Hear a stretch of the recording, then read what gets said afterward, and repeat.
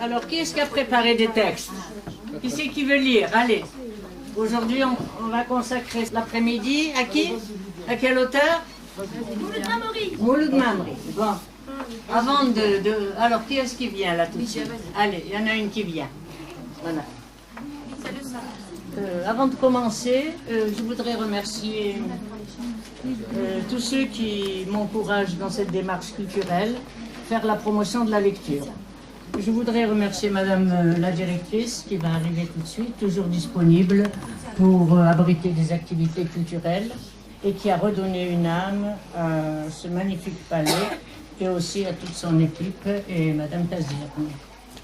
Mes remerciements aux éditions Casbah pour la qualité de leurs livres et pour ce qu'ils font pour la promotion de la jeunesse. Et en particulier, je voudrais dire à M. Ould Mohamed qui est là, Ould Mohamed Hamza, animateur d'une bibliothèque à Birkadem. Et je voudrais lui dire combien son engagement en direction de la jeunesse algérienne est primordial. Merci de participer à cette rencontre qui implique la jeunesse et qui lui accorde une large place. Et je suis très heureuse de l'intérêt que vous portez au livre et à la lecture. Et je suis très fière d'avoir des jeunes parce que vous êtes l'avenir de l'Algérie et il faut commencer avec vous.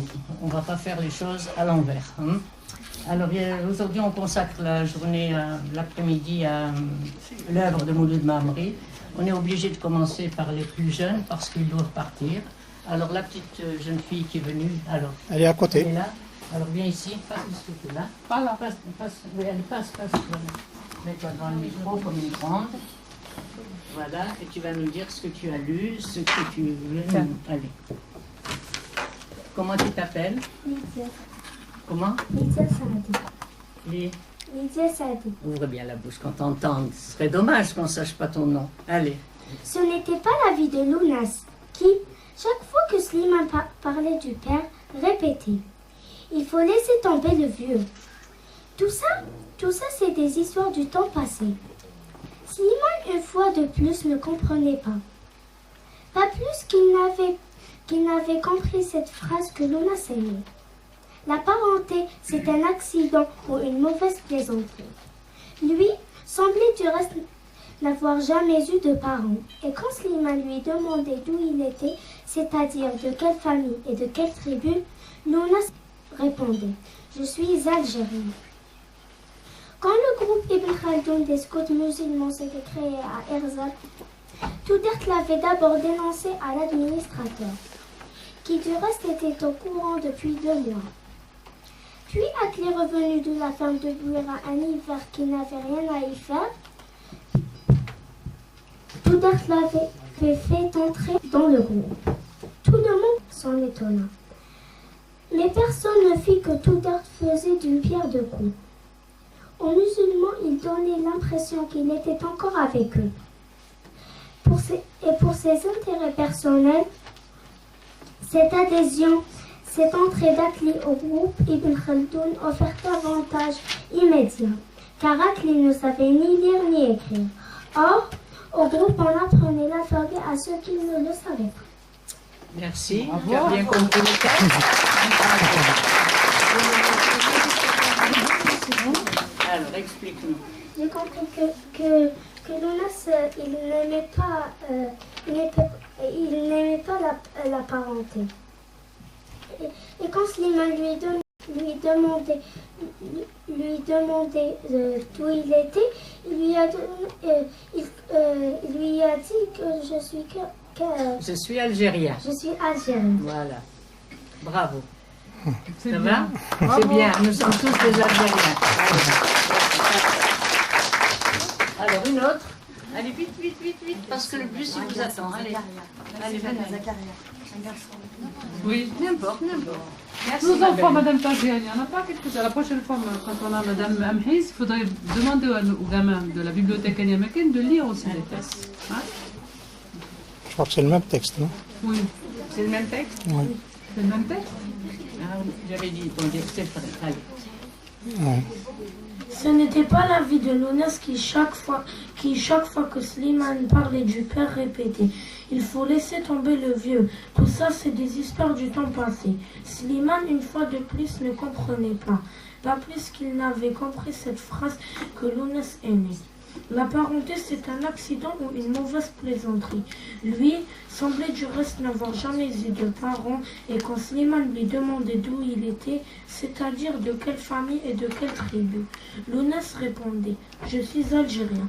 Quand le groupe Ibn Khaldoun des scouts musulmans s'était créé à Irzer, Toudert l'avait d'abord dénoncé à l'administrateur, qui du reste était au L'homme qui plantait des arbres. Un récit de Jean Ginouni. Il y a bien des années, je faisais une longue course à pied sur des hauteurs absolument inconnues des touristes, dans cette très vieille région des Alpes qui pénètre en Provence. C'était au moment où j'entrepris ma longue promenade dans ces déserts des landes nues et monotones. Vers 1200 à 1300 mètres d'altitude, il n'y poussait que des lavandes sauvages.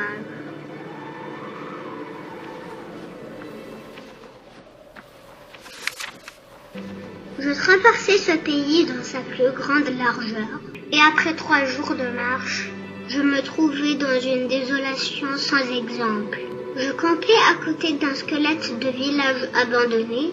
Je n'avais plus d'eau depuis la veille, et il me fallait en trouver. Ces maisons agglomérées en ruine, comme un vieux nid de guêpes, me firent penser qu'il y avait dû y avoir, là dans le temps, une fontaine ou un puits. Il y avait bien une fontaine, mais sèche. Les 5 à 6 maisons, sans toiture, rangées de vent et de pluie. La petite chapelle au clocher écroulé était rangée, comme le sont les maisons et les chapelles dans les villages vivants. Mais toute la vie avait disparu. C'était un beau jour de juin, avec grand soleil. Mais sur ces terres sans abri et hautes dans le ciel, le vent soufflait avec une brutalité insupportable. Ces grondements dans les carcasses des maisons étaient ceux d'un fauve dérangé dans son repas. Il me fallut lever le camp. À 5 heures de marche de là, je n'avais toujours pas trouvé d'eau. Et rien ne pouvait me donner l'espoir d'en trouver. C'était partout la même sécheresse, les mêmes herbes ligneuses. Il me sembla apercevoir dans le lointain une petite silhouette noire debout. Je la pris pour le tronc d'un arbre solitaire. À tout hasard, je me dirigeai vers elle. C'était un berger.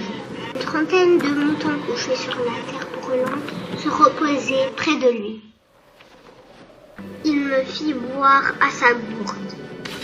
Un peu plus tard, il me conduisit à sa bergerie, dans une ondulation du plateau. Il tirait son eau excellente, d'un trou naturel, très profond, au-dessus duquel il avait installé un treuil rudimentaire.